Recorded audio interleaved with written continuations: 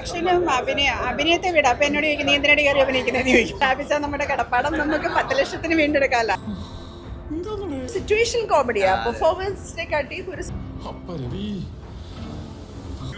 Family film.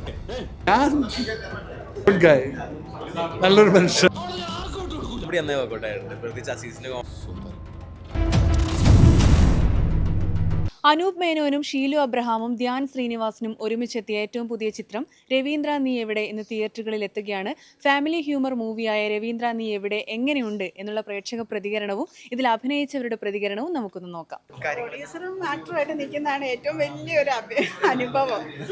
അതിൻ്റെ എല്ലാ ടെൻഷനിൽ കൂടെയും കടന്നു പോകേണ്ടി വരും. നമ്മളിപ്പം അഭിനയിക്കാൻ മാത്രമാണെങ്കിൽ നമുക്ക് അഭിനയിച്ചാൽ മതി, ഷൂട്ട് കഴിഞ്ഞിട്ട് നമ്മുടെ കാര്യങ്ങൾക്ക് പോകാം. അല്ല, ശരിക്കും ഈ പ്രൊഡക്ഷനും അഭിനയത്തെ വിടാം. അപ്പൊ എന്നോട് ചോദിക്കും നീ എന്തിനാണ് കയറി അഭിനയിക്കുന്നത് ചോദിക്കും. അല്ല, ഇപ്പൊ അഭിനയിക്കുന്നത് എന്തുകൊണ്ടാന്ന് ചോദിച്ചാൽ 10 ലക്ഷം രൂപ ലാഭിക്കാമല്ലോ. 10 ലക്ഷം രൂപ ലാഭിച്ചാൽ നമ്മുടെ കടപ്പാടം നമുക്ക് 10 ലക്ഷത്തിന് വീണ്ടെടുക്കാമല്ലോ. അതുകൊണ്ട് ആ റോളങ്ങ് ഞാൻ ചെയ്യുന്നതേ ഉള്ളൂ. അതുകൊണ്ട് അതിനെപ്പറ്റി ആരും ബോധർ ചെയ്യണ്ട. ഇപ്പോൾ വേറെ ആൾ അഭിനയിച്ചാലും 10-15 ലക്ഷമൊക്കെ കൊടുക്കേണ്ടി വരും. ഇപ്പം ഇതിനകത്തൊക്കെ അഭിനയിച്ച മുഴുനീള ക്യാരക്ടറാണ്. അപ്പം നമ്മൾ ഫണ്ട് സൂക്ഷിക്കുക എന്നുള്ളതല്ലേ. അപ്പോൾ കഴിയുന്ന മറ്റുള്ളവർക്ക് കൊടുക്കാതെ നമ്മൾ തന്നെ വെച്ചുകൊണ്ടിരിക്കുക. അപ്പോൾ അതുകൊണ്ടാണ് ഞാൻ അഭിനയിക്കുന്നത്. പിന്നെ പ്രൊഡക്ഷൻ എന്നുള്ളത് എപ്പോഴും ടെൻഷൻ. നമ്മൾ പ്രൊഡ്യൂസ് ചെയ്ത് ഒരു പടം ഇറക്കാമെന്ന് വെച്ചാൽ അതിൻ്റെ എല്ലാ സാധനങ്ങളും നമ്മുടെ ഇപ്പോൾ ഒരു ഓഡിയോ ലോഞ്ച് വെച്ചാൽ തന്നെ നമ്മൾ അഭിനയിച്ചവരെ ടേക്ക് കെയർ ചെയ്യണം, അവരെ കൊണ്ടുവരണം, അവരെ ഹാപ്പി ആക്കണം, അവരെ എന്താ പറയുക, അവരുടെ എല്ലാ കാര്യങ്ങളും നമ്മൾ ടേക്ക് കെയർ ചെയ്യണം ആസ് എ ഹോസ്റ്റ്. അപ്പം ഞാനാണ് ആ കാര്യത്തിൽ കുറച്ച് മുൻപന്തിയിൽ. എനിക്കിങ്ങനെ ഭയങ്കര ടെൻഷനാണ്. അവർ കംഫർട്ടാണോ അപ്പം അങ്ങനെ. അതെ. അപ്പം എനിക്കിങ്ങനെ അത് ഷൂട്ടിൻ്റെ സമയത്തൊക്കെ അങ്ങനെയാണ്. ഇവരൊക്കെ ഈ ആർട്ടിസ്റ്റുകളൊക്കെ നമ്മൾ വിളിക്കുന്നതാണല്ലോ.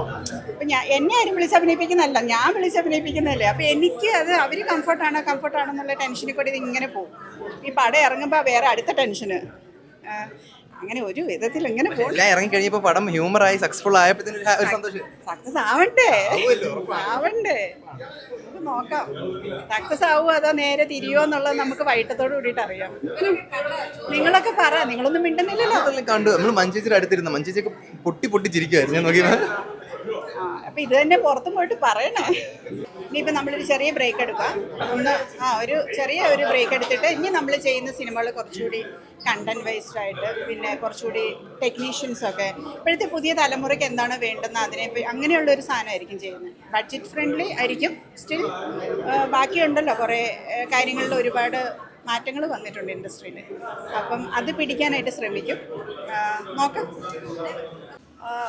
അത് സിറ്റുവേഷൻ കോമഡിയാ, പെർഫോമൻസിനെ കാട്ടി ഒരു സിറ്റുവേഷൻ ഉണ്ടാക്കുന്ന ഒരു സംഭവമാണ്. ആ സിറ്റുവേഷൻസ് വർക്കാണ്. അനുപന്റെ കുറെ നാൾക്ക് ശേഷം നമ്മൾ ഇത്ര ഒരു ക്യാരക്ടർ നമ്മൾ ലൈറ്റ് ആയിട്ട് ഇങ്ങനെ ചെയ്യുന്ന ആദ്യമായിട്ടാണ്. ഭയങ്കര ഫ്രീ ആയിട്ട് ചെയ്തൊരു ക്യാരക്ടറായിട്ട് തോന്നി. അതെ, ഇതിനും ഇഷ്ടപ്പെട്ടു. ഞാൻ കുറെ അടുത്ത് ചിരിച്ചു. സെക്കൻഡ് ഹാഫിലൊക്കെ കുറെ അടുത്ത് ഫയല് തള്ളുന്ന സീനൊക്കെ കുറെ ചിരിച്ചു. തോന്നുന്നു ഈ സിനിമ കണ്ടിറങ്ങിയതിൽ ഏറ്റവും ആസ്വദിച്ച് കണ്ടത്, കാരണം ഞാൻ തൊട്ടടുത്തായിരുന്നു, ഏറ്റവും ആഹ്ലാദിച്ച് കണ്ടത് വഞ്ചിച്ചായിരിക്കും. എന്താണ് സിനിമയെ പറ്റി പറയുന്നത്? അത് എനിക്ക് ഇങ്ങനെ ഈ കുറച്ചൊരു ഹ്യൂമർ എലമെന്റ്സ് ഉണ്ടെങ്കിൽ ഞാൻ ഒത്തിരി ചിരിക്കുന്ന ഒരാളാണ്. ഇപ്പോൾ പറയുമ്പോൾ പോലും സിസിക്കയും അനുപേട്ടനുമായിട്ടുള്ള കോമ്പിനേഷൻസിൽ വരുന്ന സിറ്റുവേഷണൽ കോമഡിയാണ് എപ്പോഴും. അതിനാണ് നമ്മൾ എപ്പോഴും ആസ്വദിക്കുന്നത്, അല്ലേ? ഇയാൾ ഒരു ചിരിക്കണത് ഞാൻ കണ്ടായിരുന്നു. എനിക്ക് ചിരി സഹിക്കാൻ പറ്റാതെ ഞാനങ്ങ് ചിരിച്ചു കളയും. ചിലരിപ്പോൾ ഈ പെൺകൊച്ചി തന്നെ ഇങ്ങനെ കിടന്ന് ചിരിക്കണമെന്ന് ചിലപ്പോൾ ചിന്തിച്ചു പോകും. പക്ഷെ പറഞ്ഞിട്ട് കാര്യമില്ല, അത് എൻ്റെ ഒരു രീതിയാണത്. ചിരി കണ്ടാൽ ചിരിക്കുക എന്നുള്ളത്. ഒരു സിനിമ എന്ന് പറയുന്നത് ആസ്വദിക്കാനുള്ളതാണ്, അല്ലേ?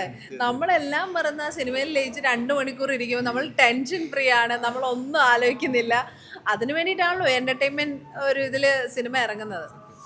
അപ്പോൾ തിയേറ്റർ എക്സ്പീരിയൻസ് ചെയ്യുമ്പോൾ അതിൻ്റെ ഒരു പ്രത്യേകത. ഈ സിനിമ തന്നെ നമ്മൾ ഫോണിലിരുന്നുണ്ട് നമുക്ക് ഈ ചിരി വരില്ല. നമ്മൾ അപ്പുറത്തോട്ട് നോക്കും, ഇപ്പുറത്തോട്ട് പോകും, നമുക്ക് മെസ്സേജ് വരും. അങ്ങനെ എന്തെല്ലാം കാര്യങ്ങളാണ് ഫോൺ ഉപയോഗിച്ച് സിനിമ കാണുമ്പോൾ വരുന്നത്. അല്ലെങ്കിൽ ആരെങ്കിലും വിളിക്കും വീട്ടിൽ തന്നെ ഇരുന്ന്. അപ്പോൾ ഇതൊരു ശല്യം ഇല്ലാതെ നമുക്ക് നമ്മുടേതായ ലോകത്തിരുന്ന് സിനിമ കാണാൻ പറ്റും തിയേറ്ററിലാകുമ്പോൾ. മാത്രമല്ല ഈ വളരെ കൊച്ചു സിനിമയാണിത് കേട്ടോ. വലിയ ക്യാൻവാസിലൊന്നും അല്ല, വളരെ കൊച്ചു സിനിമയാണ്. പക്ഷേ അതൊരു ബ്യൂട്ടിഫുൾ ആയിട്ട് ഹ്യൂമർ നന്നായിട്ട് വർക്കൗട്ട് ചെയ്ത് എടുത്തിരിക്കുക. സെക്കൻഡ് ഹാഫ് ഓൺവേർഡ്സ് ആണ് ആ കഥയുടെയും ആ ഹ്യൂമറിന്റെ ക്ലൈമാക്സിലെ സീനിലൊക്കെ പ്രെഡിക്റ്റ് ചെയ്ത ആളാ. അതെ. അപ്പോൾ പ്രഡിക്ഷൻസ് ഉണ്ടെങ്കിൽ പോലും നമുക്കറിയാം, അല്ലേ? അതിൻ്റെ ആ ഒരു ഹ്യൂമർ ടച്ച് ആണ്. ആസിസിക്ക് ഒരു രക്ഷയില്ല കേട്ടോ. അവരുടെ അനുപേട്ടനായിട്ടുള്ള കോമ്പിനേഷൻ സൂപ്പർ. ഷീലു മാഡം ആണെങ്കിൽ ഇതുവരെ കണ്ട സിനിമകളിൽ നിന്നൊക്കെ വ്യത്യസ്തമായിട്ട് ആ കഥാപാത്രമായിട്ട് വന്നിട്ടുണ്ട്. ഒരു തരി പോലും ഓവർ ആവാതെ എക്സ്പ്രഷൻസ് പോലും വളരെ കറക്റ്റായിട്ടാണ്. പിന്നെ സിദ്ദിഖ, അങ്ങനെ നല്ല താരനിരയും ഉണ്ട് ഇതിൽ. സജിൻ ചെറുകയിലുണ്ടായിരുന്നു. അപ്പം അങ്ങനെ കൊള്ളാം. എനിക്ക് വളരെ ഇഷ്ടമായി. ഒരു കൊച്ചു പടം ബട്ട് ബ്യൂട്ടിഫുൾ. അതാണ് എൻ്റെ ഒരു അഭിപ്രായം. അതെ, ഹ്യൂമർ നിറഞ്ഞ ഒരു ചിത്രം. എന്താ പറയുക, ശരിക്കും നല്ല ഒരു സിറ്റുവേഷൻ അനുസരിച്ച് നമുക്ക് ഹ്യൂമർ വർക്കൗട്ട് ആയിട്ടുണ്ട്. ഫാമിലി സ്റ്റോറിയാണ്. നമുക്ക് ഭാര്യ ഭർത്താക്കന്മാർക്ക് കുറച്ചും കൂടെ കണക്ട് ചെയ്യാൻ പറ്റുന്ന രീതിയിലുള്ള വളരെ ചെറിയ ഒരു കഥയിൽ നിന്ന് നല്ല രസകരമായ രീതിയിൽ അത് നന്നായിട്ട് മേക്ക് ചെയ്തിട്ടുണ്ട്. എല്ലാ ആർട്ടിസ്റ്റുകളും നന്നായിട്ട് പെർഫോം ചെയ്തിട്ടുണ്ട്. ഹ്യൂമർ നന്നായിട്ട് വർക്കൗട്ട് ആയിട്ടുണ്ട്. പറഞ്ഞ ആ ഒരു ടെൻഷൻ ഉണ്ട് അതിൽ. പക്ഷെ എന്നാൽ അവസാനം നമുക്കത് ഒരു എന്താ പറയുക, ഒരു നർമ്മത്തിൻ്റെ രീതിയിൽ അത് പ്രസൻറ്റ് ചെയ്ത് നന്നായിട്ടുണ്ട്. അതെ, എല്ലാവരും നന്നായിട്ട് ചെയ്തിട്ടുണ്ട്. എല്ലാവർക്കും ഇഷ്ടപ്പെടുമെന്ന് വിചാരിക്കുന്നു. ചെറിയൊരു നല്ല സിനിമയായിട്ട് തന്നെ എനിക്ക് ഫീൽ ചെയ്തിട്ടുണ്ട്. ഇപ്പോൾ പറഞ്ഞ പോലെ തന്നെ ഞാൻ ആ സിനിമ കണ്ടത് എൻ്റെ ഒരു ഫിലിം ആദ്യമായിട്ട് ഇറങ്ങണതിൻ്റെ ഒരു എക്സൈറ്റ്മെൻറ്റിലാണ്. അപ്പോൾ ഇനി അത് പ്രേക്ഷകർ കണ്ട് എങ്ങനെയാണെന്നുള്ളത് നമുക്കറിയാം. ഞാൻ ഇനി ഒന്നും കൂടി പോയി കാണണമെന്നുണ്ട് സിനിമ കണ്ട്. എങ്ങനെയുണ്ടായിരുന്നു അനുപേട്ടൻ്റെ ധ്യാൻ ശ്രീനിവാസൻ്റെ ഒക്കെ കൂടെ ഉള്ള ഒരു അനുഭവം? എനിക്ക് കൂടുതലും ഷീല മാമും ആ ഒരു ഇതായിട്ടായിരുന്നു. പക്ഷെ എൻ്റെ സീനിൽ തന്നെ അവരുണ്ടായിരുന്നു, ആ ഒരു ടൈമിലുണ്ടായിരുന്നു. കോമ്പിനേഷൻ അനൂപ് മേനോൻ സാറായിട്ടുണ്ടായിരുന്നില്ല, ഷീല ചേച്ചിയൊക്കെ ആയിട്ടായിരുന്നു. അപ്പോൾ അത് നന്നായിട്ട് ഞാൻ എൻജോയ് ചെയ്തു ആ ഒരു സമയം. ഈ സിനിമ എനിക്ക് ഇഷ്ടപ്പെടാൻ കാരണം എന്ന് വെച്ച് കഴിഞ്ഞാൽ ഒരു ചെറിയൊരു സംഭവത്തിന് അതിനെ ഹ്യൂമറസ് ആയിട്ട് ത്രില്ലിങ്ങുമായിട്ട് കൊണ്ടുപോയിട്ടുണ്ട്. അത് റൈറ്റർ ആണെങ്കിലും പിന്നെ അതുപോലെ തന്നെ മ്യൂസിക് ഡയറക്ടർ എല്ലാം കൊണ്ടും ഒരു കുറ്റം പറയാൻ പറ്റാത്തൊരു പടമാണ്. ആ ഹ്യൂമറൊക്കെ കറക്റ്റായിട്ട് ഇടയ്ക്ക് നമുക്കൊന്ന് ചിരിക്കാം. നമുക്ക് നമ്മുടെ ടെൻഷനൊക്കെ മാറ്റി കോൺസെൻട്രേറ്റ് ചെയ്ത് 2 മണിക്കൂർ നമുക്ക് എങ്ങനെ പോയി എന്നുള്ളത് അറിയുന്നില്ല. കാരണം ആ ഗ്രിപ്പിംഗ് ഉണ്ട്. എന്നാൽ കഥ വലിയ സംഭവം ഒന്നുണ്ട്, ലൈറ്റായിട്ട് സംഭവം, ഒരു ഭാര്യ സംശയം, അതിൻ്റെ മുകളിലുണ്ടാവുന്ന ചെറിയൊരു കൺഫ്യൂഷൻ, ചെറിയൊരു ഫ്ലാറ്റിന്റെ നമ്പർ മാറുമ്പോൾ അതാണ് പറഞ്ഞത്. എല്ലാം കൂടെ നോക്കിക്കഴിഞ്ഞാൽ ഒരു ത്രില്ലും ഉണ്ട്, പിടിക്കപ്പെടുവോ എന്താവും എന്നൊക്കെ കൺഫ്യൂഷൻ, എല്ലാം കൂടെ നോക്കിക്കഴിഞ്ഞാൽ ഇറ്റ്സ് എ നൈസ് ഫിലിം. ഞാനും പിന്നെ അവൻ എൻ്റെ വീട്ടിൽ വളർന്ന് ജനിച്ച് എന്ന് പറഞ്ഞാൽ മദ്രാസൊക്കെ ഇവർ പഠിക്കുമ്പോൾ എൻ്റെ വീട്ടിലായിരുന്നു ഇവർ വന്നിരുന്ന് TV കാണുന്നൊന്നുമില്ല. കാരണം അവൻ്റെ മുകളിലത്തെ വീട്ടിൽ വാടക വീടായിരുന്നു. അപ്പോൾ അവിടെ ഒന്നുമില്ല. ഞാനും അതുപോലെ തന്നെ വിനീതനും അപ്പോൾ നമ്മുടെ വീട്ടിൽ കളിച്ചു വളർന്ന കുട്ടികളാണ്. അതുകൊണ്ട് ഞാൻ ഗുഡ് ഗായ്, നല്ലൊരു മനുഷ്യനാണ്. നന്നായി കേട്ടോ. ഞാൻ 2 പ്രാവശ്യം കണ്ടാണ്. നേരത്തെ കണ്ടാണ്. അതെ അതെ, ഒരു ക്യൂട്ട് ഫാമിലി ഫിലിം. തീർച്ചയായിട്ടും അതെ, തീർച്ചയായിട്ടും അതെ അതെ.